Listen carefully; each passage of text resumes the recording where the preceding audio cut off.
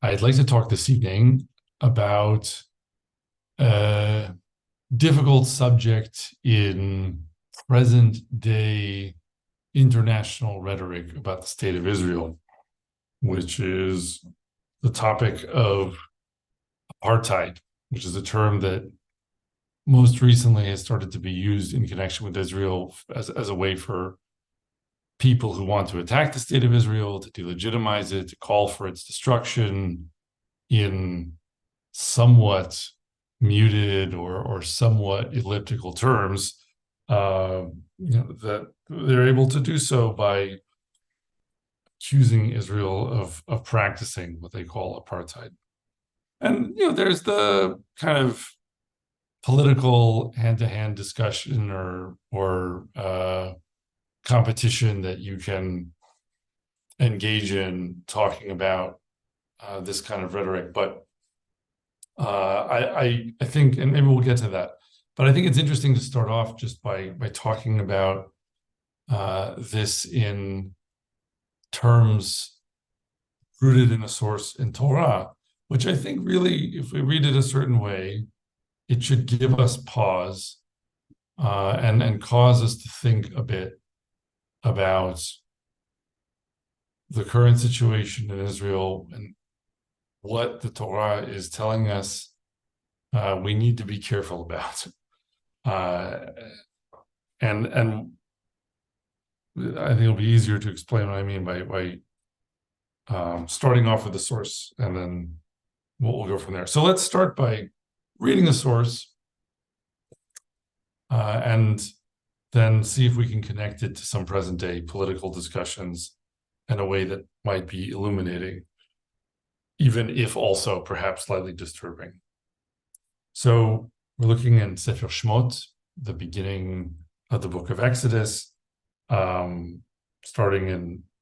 Pasuk Zayin of Perek Aleph, so verse 7 of chapter 1. Uvnei Yisrael paru v'yishretzu v'yirbu v'ya'atzmu b'me'od me'od v'timale ha'aretz otam. And the people of Israel were fruitful and increased abundantly and multiplied and became exceedingly mighty, and the land was filled with them. ויקם מלך חדש על מצרים אשר לא ידעה את יוסף, and there arose a new king over Egypt who knew not Yosef. ויאמר אל עמו הנה עם בני ישראל רב ועצום ממנו. And he said to his people, behold, people of the children of Israel are more and mightier than we. הבה נדחקמה לו פן ירבה והיה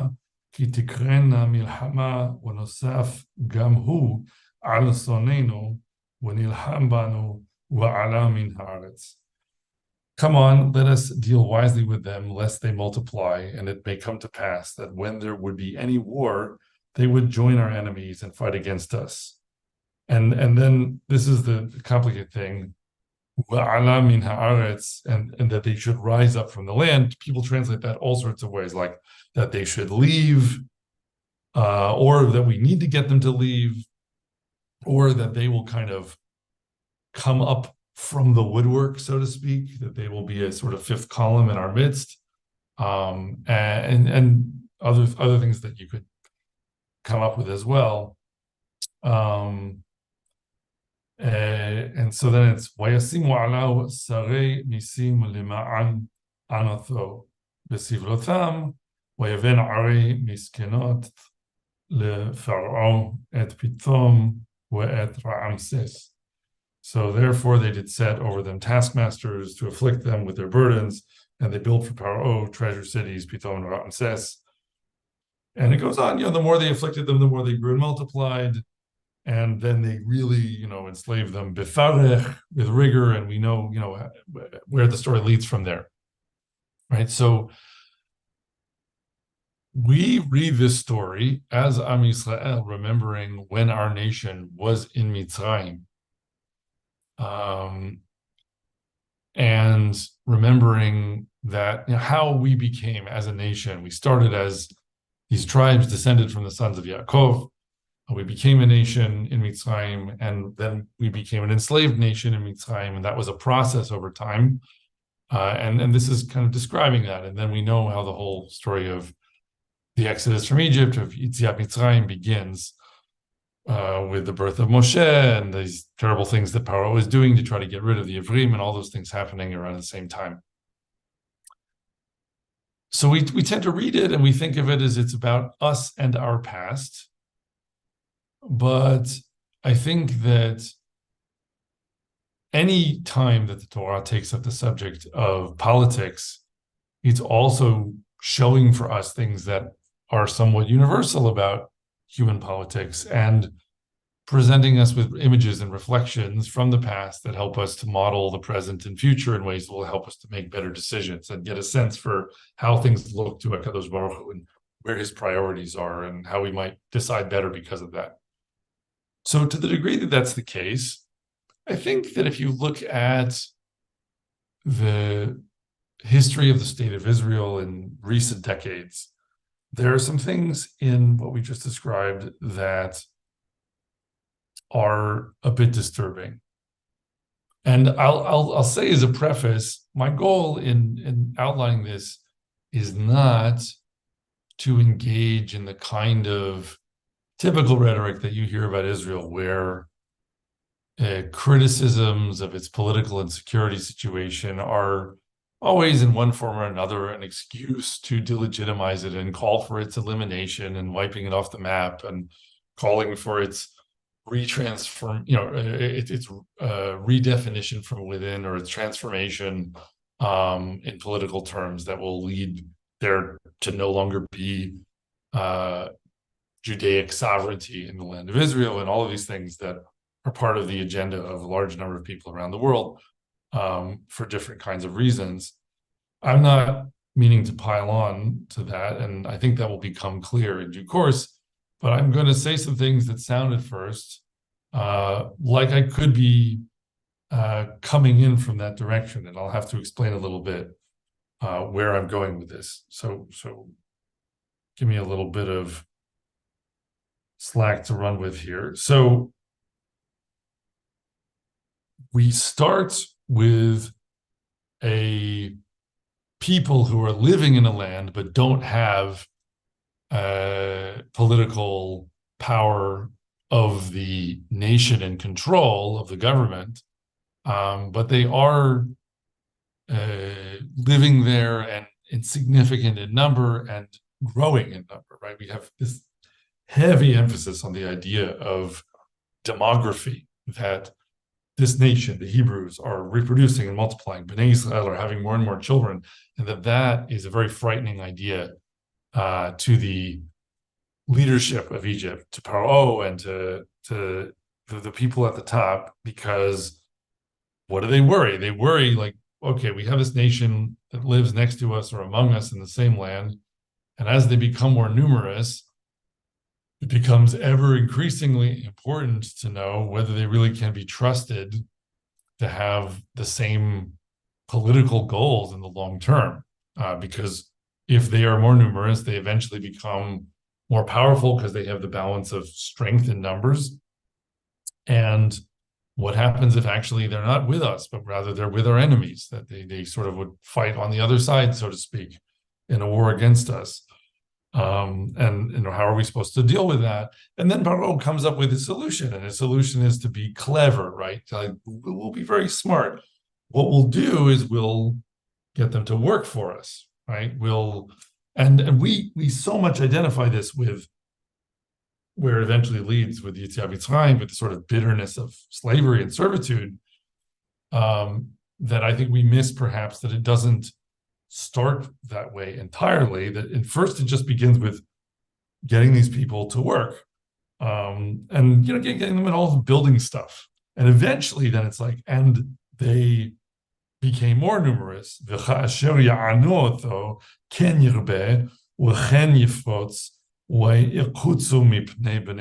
So they afflicted them, or they got them to work, but it didn't really keep them down. And then it's Wa'yavidu Mitzrayim et bnei Yisrael b'farech, וימררו וימררו את חייהם בעבודה קשה, בחומר ובלבנים. So it eventually is, let's make their lives even more bitter and more bitter. So what is the bitter comparison that I want to start off with making? And again, not remotely because I am interested in delegitimization of the state of Israel or piling on with its detractors and its enemies, but sort of the opposite, as we'll see, but it will take a little building up. If you look at the political history of the state of Israel in regard to how it has dealt with the non-Jewish Arab population in the land of Israel since, really the 1980s and going into the 1990s with the Oslo Accords and then the Hidatkut, the withdrawal from Gaza, what are some different themes that we can identify in the rhetoric of the left wing that led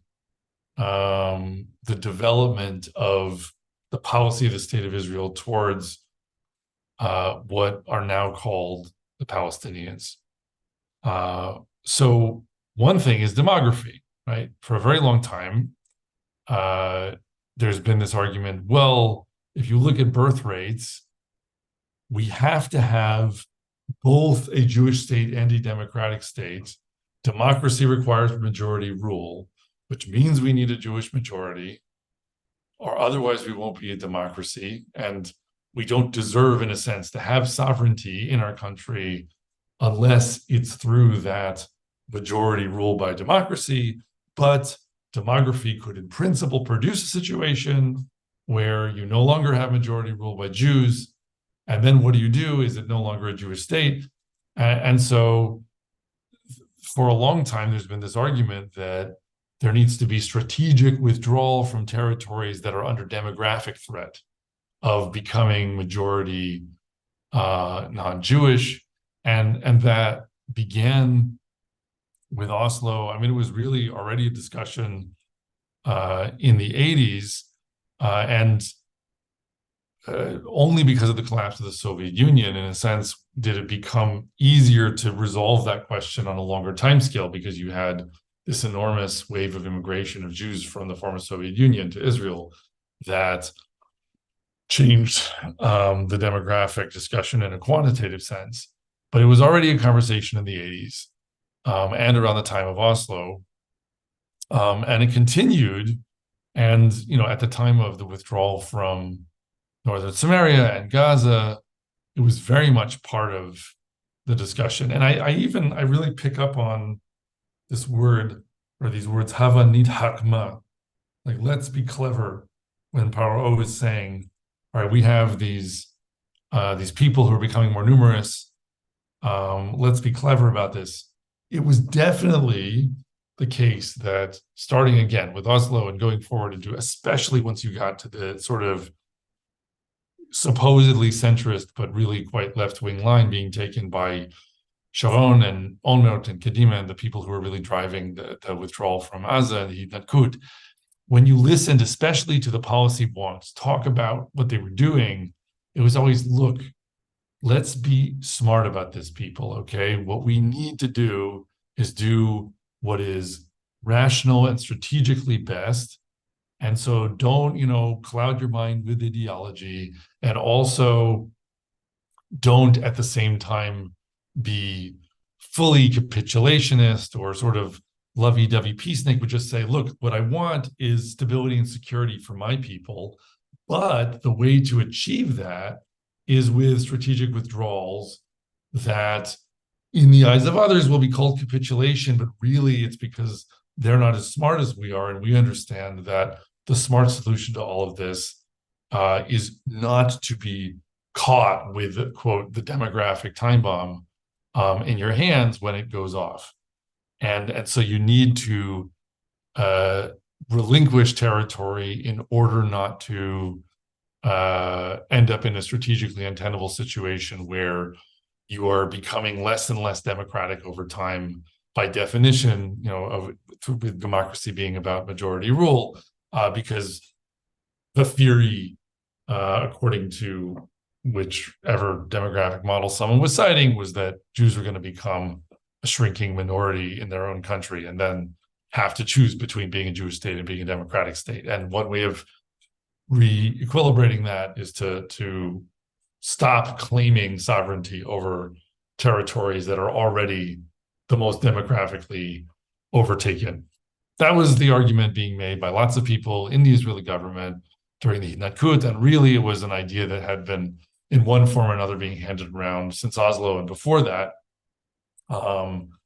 And Oslo in its own way also was about being clever. But there's another element, or several other elements that I think we also hear in this passage that resonate as well. One of them, certainly, I mean, the most obvious one is just that we're dealing with a population that can't be trusted not to join with our enemy, so to speak, or really, and I mean, that is not the sort of complex or hard part of the argument, because we are talking about a population that in many ways had declared itself openly to be an enemy. And certainly, when you pile onto that the fact that there are enemy states surrounding Israel with conventional armies that always have posed a threat, and you're talking about, okay, we have a citizenry here. Some of them are voting citizenry. Some of them are former Jordanian citizens who lost their citizenship because Jordan wanted to hurl a demographic time bomb in the direction of the state of Israel. But in any case, now when the next time Syria invades, or the next time we have that kind of thing to deal with, also having this intercalated population that might join, forces with invaders is something, not to be discounted. And people saw glimpses and glimmers of that during Mivtza Shomer Chamot, the Operation Guardian of the Walls, that was at this point more than a year ago, where you had Israeli citizens who were non-Jewish citizens rioting violently in implicit support of rocket attacks from Hamas that were going on at the same time. And so people, you don't necessarily fault someone for thinking along these lines when we're talking about this piece of the argument, but it's saying, okay, this is not just people who are becoming more numerous, but it's not just that in a more sort of milquetoast way, ethnic composition is changing, but it could be that we're talking about a national group that identifies itself as an enemy of the state, even if you sort of directly ask it, as far as a majority or plurality of people involved, judged by how they vote, if they do vote, or judged by how they answer polling questions or whatever else. So that also has been part of the argument for a long time, that you can't.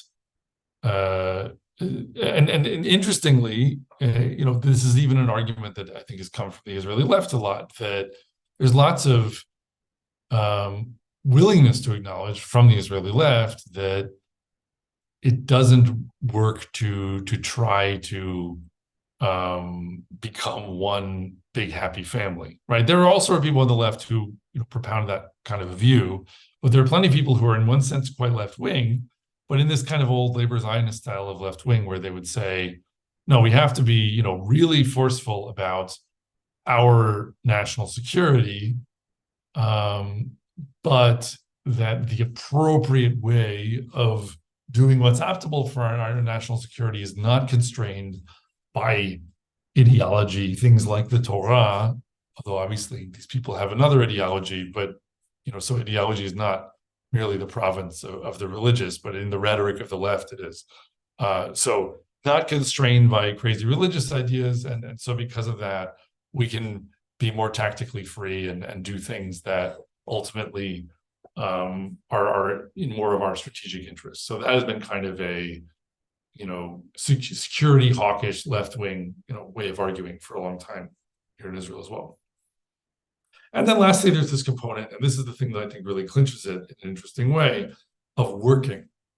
of putting people to work. right? Which when we read it in the model of Mitzrayim, we're very focused on the endpoint of that, which is,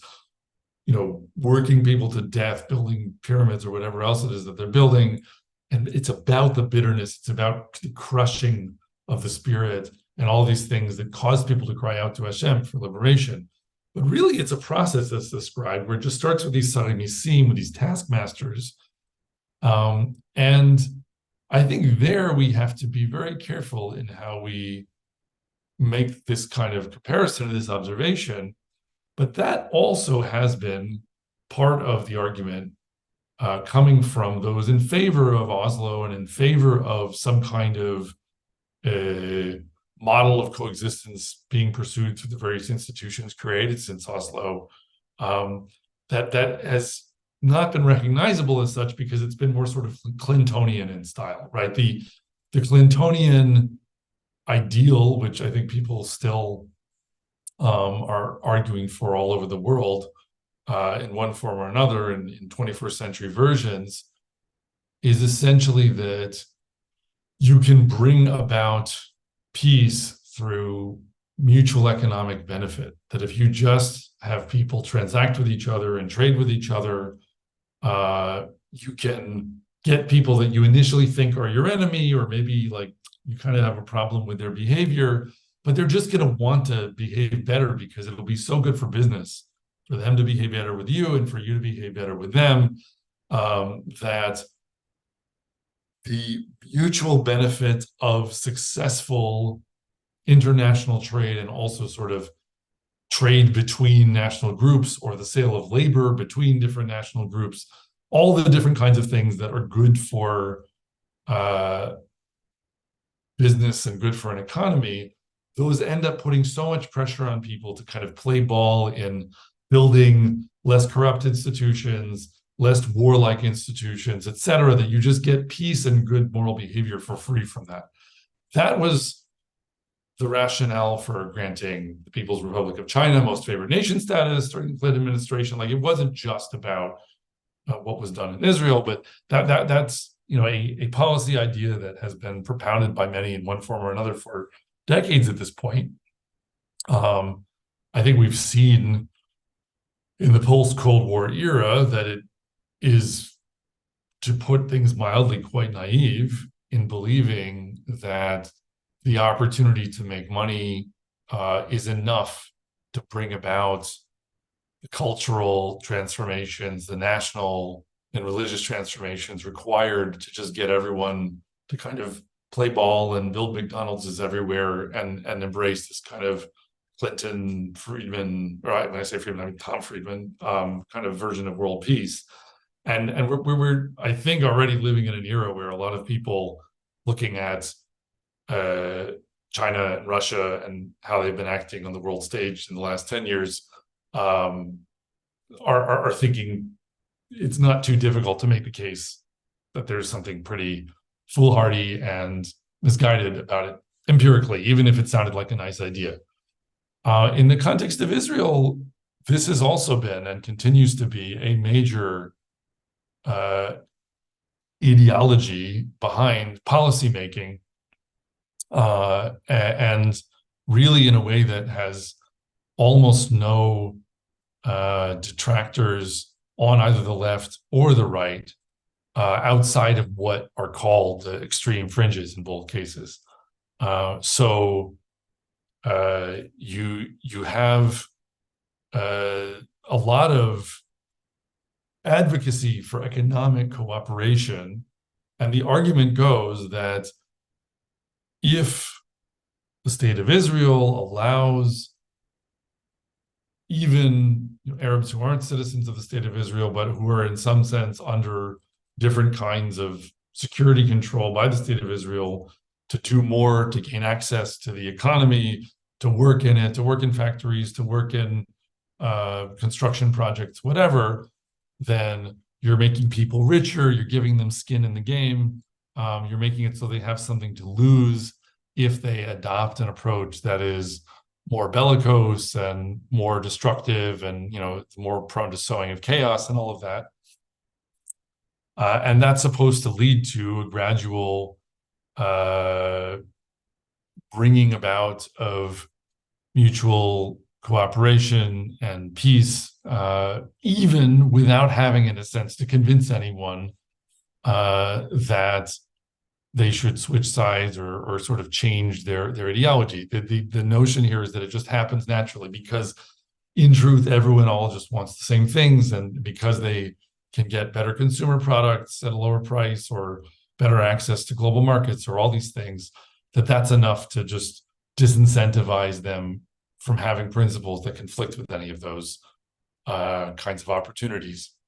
And that, has been a major argument for, why the state of Israel should be pursuing the policies that it has through the Oslo Accords for a long time, and it really, and up through the Hitnatkuts, the withdrawal from Gaza. I remember an absolutely absurd op-ed written by Tom Friedman sometime around the time of the withdrawal from Gaza about Paltel, like some cell phone company that was supposed to be providing service in the Palestinian Authority, and how like he was going to invest in Paltel because everywhere was going to become a new kind of success story. Like Gaza was supposed to become like Singapore on the Mediterranean or something, because essentially Bill Clinton didn't have a better idea of what might happen than that, and it turned out to be a completely opposite case to that, where ideas caused people to make choices that seemed to be against their economic interest, and they fired a bunch of rockets and continue to do so, and are ramping up always more towards more brinksmanship and annihilationism and everything else that is very destructive to economic success. But the point is, with all of that context, we have to get back to the source that we're talking about, because the disturbing thing that we have to acknowledge now is that in the comparisons that I've just been making, the state of Israel sounds like Mitzrayim, right? The state of Israel sounds like Egypt. It sounds like Paro, because the state of Israel is the political actor with sovereign power over the land that is saying, okay, we're worried about security, we're worried about demography, and the solution to that is involving people in our work projects. And there always is a spectrum in between forced labor and creating conditions for mutual benefit that also, to some degree, also look exploitative, right? Like where you can have people who voluntarily sign up to work in jobs, but a very uncomfortable and dangerous truth to utter is that in the current situation in Israel, there's a lot of economic benefit on both sides. Viewed in narrow terms, there are people who come from different places, some in the Palestinian Authority with work permits, and get to economically benefit from there being more jobs available as a result. And also Israeli citizens hugely benefit from having essentially, the labor market of a third world country a 20-minute drive away in some cases from where people live, such that they can pay a lower price for labor that they want to go into all the different things that people are trying to do with building stuff or whatever else. And I am not a Marxist, and I don't think the Torah agrees with Marxism either, and I also don't think that the Torah is radically and blindly and idolatrously libertarian, but it does, and we could talk about this other times, have many instances where it demonstrates an appreciation for letting people make free choices in a market and how that can get you better results. And so one should be very cautious about saying that just because someone's being paid a low wage, that they're being exploited and it's like they're slaves in Egypt and all of that. But again, it was a process in Mitzrayim as well. And who exactly these Sarei Misim were, and exactly to what degree everything was from the get-go brutally coercive, we have to ask why then it's described as though it didn't work and they had to really double down and make it bitterer, or make it more bitter, because maybe initially there was something more mutually beneficial, and something that didn't actually keep people from multiplying enough, as it turned out, but which already, to some degree, might have been a somewhat exploitative relationship. And so when we make this comparison, I obviously sound like I'm sort of sitting in my armchair and smoking my pipe and making a kind of quasi-Marxist left-wing critique of the state of Israel with a desire to bring it down and denounce it to the world and say, oh, look, in this kind of self-hating Jewish way, like, look, we've become the Egyptians. We are now the taskmasters. We should pack up and go home, where home is, I don't know where, Krakow or Los Angeles or whatever else, in this kind of attack that one might make against the state of Israel. But that's not what I'm saying. What I'd like to say is something different, which is that we do have to face what the Torah is showing us here. And the Torah is showing us here that there's a lot that is Mitzri. There's a lot that is pretty Egyptian about how Medinat Yisrael, the government, the state of Israel and its government over the last several decades have dealt with its security situation. And that may be not a reason to call for the end of Jewish sovereignty in the land of Israel, but it may be a reason to call into question whether the state of Israel's approach to its security has been in line with what the Torah and HaKadosh Baruch Hu would want. Because it is pretty clear that he doesn't want us to go back to Mitzrayim. And I think that's true whether we're talking about the actual geography of going there,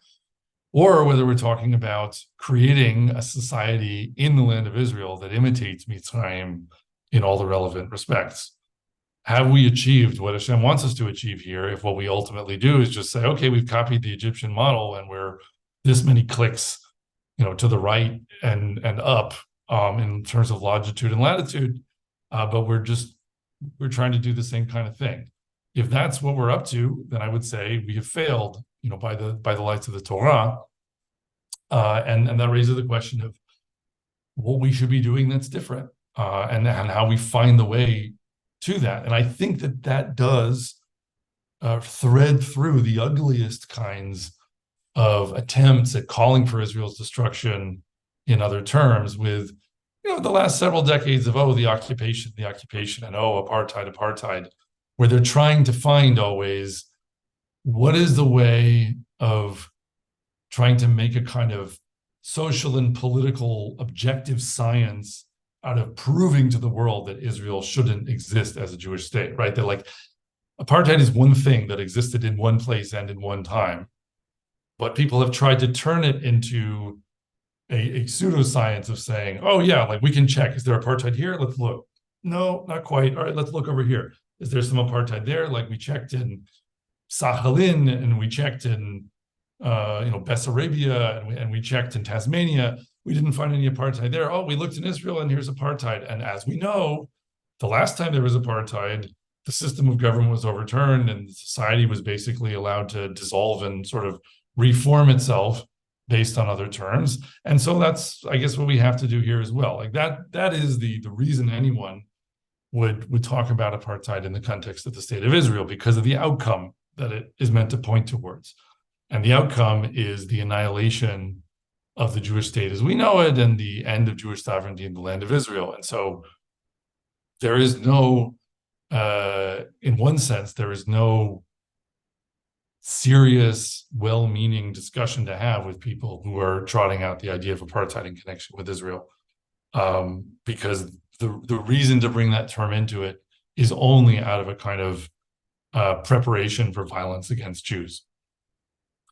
even amongst people who don't realize that when they're handing it around unwittingly. However, if we talk about the occupation and apartheid and ask ourselves, why is it that Israel has been so vulnerable to these kinds of attacks? What is it about the state of Israel that has put it in the position of making it easy for its enemies to wage exactly this kind of propaganda war against it, starting with the rhetoric of occupation that was invented, in collaboration between the KGB and the PLO, and coming down through the generations into now, boycott, divestment, and sanctions, and getting more and more people to talk about Israel, the language of apartheid. Why is it that works to any degree? Why is that an easier accusation than some other kind that someone might come up with? And I think that there, it must be admitted, along the same lines that we're arguing here, looking at this source from Sefer Shemot, is that what it comes down to is the degree to which the state of Israel has, instead of trying to develop a society along the lines laid out by the Torah, and I don't mean tomorrow everyone should be wearing garments like they wore 3,500 years ago, and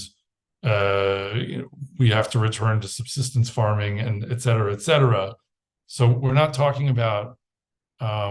old-timey village, let's pretend that the last several thousand years didn't happen. But I'm saying, if you study the Torah as though it is the creator of the world trying to teach you about politics and about how they connect with morality and social fabric and everything else, and along those lines you say, all right, here's how I understand what is right and what isn't, and I can develop a political theory on the basis that can form the basis for a Jewish state in the present day to operate. That has not been what the Jewish state has tried to do. The Jewish state has tried to be a haven for Jews. It's tried to be a place where Judaism can flourish as a kind of religious praxis in the style of a Western state that allows for a diversity of originally just denominations of Christianity and kind of generalizing that. But it hasn't been a state that has said our political system should be fired with the genius of political understanding we get from Tanakh, and our policies should be developed by reasoning from what we learned from Tanakh instead of what we learned from Immanuel Kant. That hasn't happened yet. And to the degree that it hasn't happened, what that's meant is that to a large degree, the state of Israel has been trying to pretend it's a Western-style European country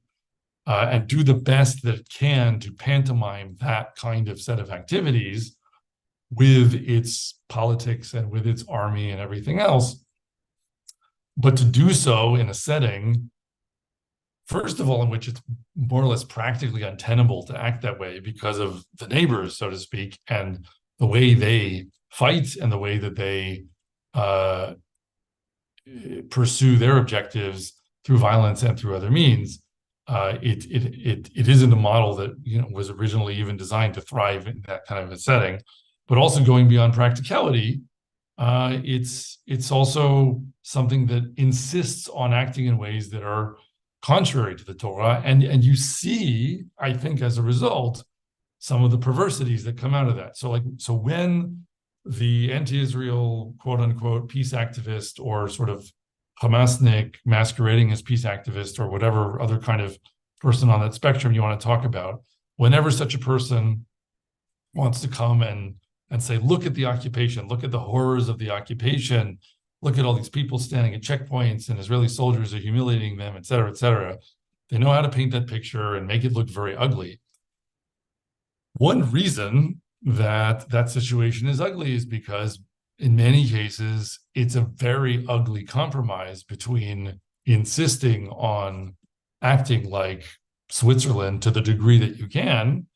and then actually operating under conditions that really demand that other things be done, and that they be done still using the same means, meaning like, well, we have to have a uniformed regular army, and it has to have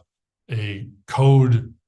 by which it operates in the following form. And like, once you put all of that in place, you have to bend into some very uncomfortable shapes to make it so that a bunch of people who don't want to be mass murdered can live their lives in relative tranquility, even though they live walking distance from people who want to stab them to death with any sharp object if they're just given the opportunity, right? That once you insist on certain parameters of that situation, the ones that you have to put in place to keep things stable, again, in a way where the Western country insists first and foremost on stability such that it's good for business in the short term and all of those kinds of things, you end up with a situation that has some ugliness to it that I don't think that we have to sort of stand up for from the standpoint of Torah and say, yes, bidyuk, exactly this. What the Torah wants us to be doing is to have this checkpoint here and that checkpoint there, and to be regulating people's ability to move from this place to that place so that they can work here or there, exactly in this style, and using all of this cyber and tech and whatever else to make sure you regulate people's movement and keep track of it. To the degree that that looks dystopian to people, in part the reason is because we're insisting on doing it as the Swiss would, so to speak, while also not letting go of some fundamentals, like we have to have a bunch of Jews living here in the land of Israel, and we, tie our hands behind our back in terms of creating other solutions to some of the problems, right? Because some of those other opportunities that may exist, that may even be recommended by the Torah, are not being considered because you can't raise certain kinds of subjects of discussion. If, for example, if you just look in recent memory, and I mean, we had another shooting in Hawara in the last 24 hours. The last I read, Baruch Hashem, it sounds like the people who were injured are in stable condition, and I hope Ezrat Hashem that remains the case. But there's been a string of attacks just in Hawara in the last 6 months or more. At some point, one of the earlier ones, Bezalel Smotrich, our current finance minister, made some kind of statement to the effect of Hawara should be wiped off the map, or I'm not going to remember verbatim his exact words. And then of course, there's the hue and cry of, what are you saying? And in one sense, that's because always, whenever someone makes a statement like that, and they are a European-style modern state, it's very easy to connect the dots and say, okay, how are you going to wipe a town off the map? Are you going to do it exactly the way this town in Poland was wiped off the map when the Germans rolled through in 1942 or whatever it was, right? And the reason those dots are so easy to connect is because we're aping the model provided by the modern European state to such a degree that it's very hard even for Israelis to imagine, if they're going to do something like say, all right, we can't accept a situation in which this town is full of people who want to murder Jews, and we also make Jews who live next to them drive through that town every day to come and go and get to work and things. Like, that is an untenable situation. There is some sense in which you can't allow that to persist, and it needs a solution that might involve some people who live somewhere currently living elsewhere or whatever else, and that might mean, in a sense, that something that's on the map moves to somewhere else, or is removed from the map and isn't there anymore. And exactly the practical path by which that's achieved is a fine matter of details, but no one is going and asking, what would the Torah teach us about how to handle the situation? How would HaKadosh Baruch Hu want us to act? The first question always is, what would the Swiss do? And then we have to sort of go from there, and whatever else we come up with is where we start with our hands, our wrist handcuffed to our ankle, and the rest of what we do looks perverse and ridiculous and dystopian. And so that's been the story with the quote unquote occupation in significant part. And also, again, with the sort of the epithet of apartheid. If you're going to, on the one hand, say, well, the way out of this is the Clintonian economic mutual benefit thing. And so, yeah, of course, we have all these people coming here and working. And so, yes, we're benefiting from the fact that their wages are really low for some reason. And as a result, we're not hiring Jews to do all sorts of jobs anymore because it's economically impossible, which is another topic to discuss sometime. But on the other hand, security is really important. We need stability in the way that a Western state needs stability, because we have, financial markets to worry about and whatever else. And so we need a security regime that makes it so some of these same people who are working, at some low wage in some context are also, when it comes to political rights and the scrutiny that they're under by an elaborate regime of security that's in place, for good reason in one sense, because of all the murders and because of all the need to protect Jewish lives, but still, right, because that's the situation, for someone else to come along and be like, oh, well, this looks like, these people are being used and exploited on the one hand and being paid low wages, and also they live under some kind of police state that they don't have political control over, right? That accusation, I'm not interested in it on the one hand, because 99% of it is coming from people who simply want to destroy Israel. And so, it's a non-discussion. But the question of whether Jews are interested in seeing this country operate according to principles that we learn from the Torah, the question of whether we should be insisting everything is hunky-dory, so to speak, that's a different one. You might say, okay, whatever you want to call it, occupation, apartheid, all that stuff, maybe I would like to have less of that stuff. But the point is, you don't get less of it by just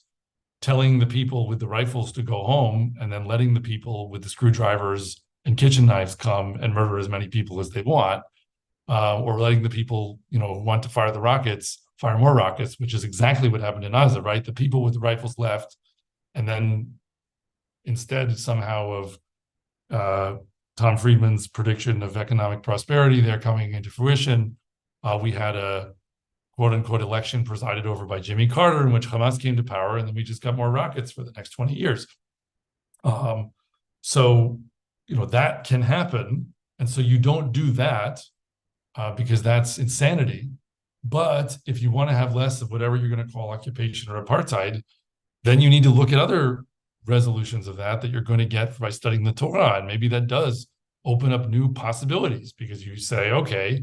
maybe part of the problem here is that we're not letting people engage in self-defense on a local level, right? We're basically saying, I mean, and that sounds, if you say them the wrong way, people say, oh, what are you saying? Vigilantism, lawlessness, whatever. No, you don't have to think about it in those terms, right? If you look at the model provided in the United States of America, for example, and this is, maybe not going to remain the case, but historically, local police forces have been accountable to the local voters in their municipalities, and they've had a lot of the responsibility for making places safe, right? And so you don't just have a nationally run force that is controlled by a minister elected at the national level that you call the police, or you don't just have an army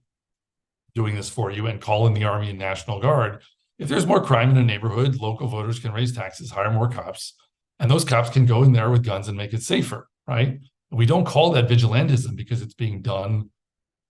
in one sense according to the rule of law, but it's giving localities autonomy to make themselves safer. And that principle, even just as one example, I think you see all over the place in Tanakh. In fact, I believe